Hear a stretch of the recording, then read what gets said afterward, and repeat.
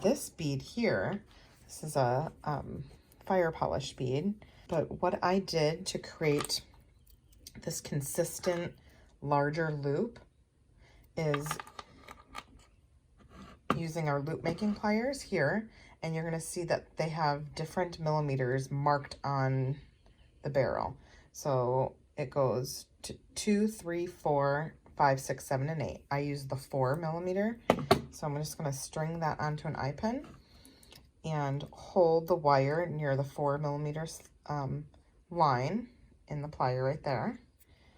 And I'm just going to simply bend this back over the 4 millimeter section and then form my wrapped loop.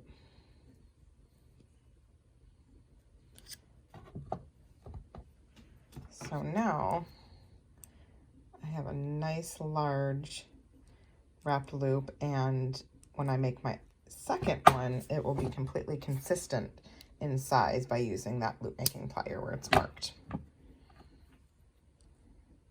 But yeah, it's super easy, fun project, but I love embellishing the ear wires with beads and different elements just to give it more dimension and interest on my earring design.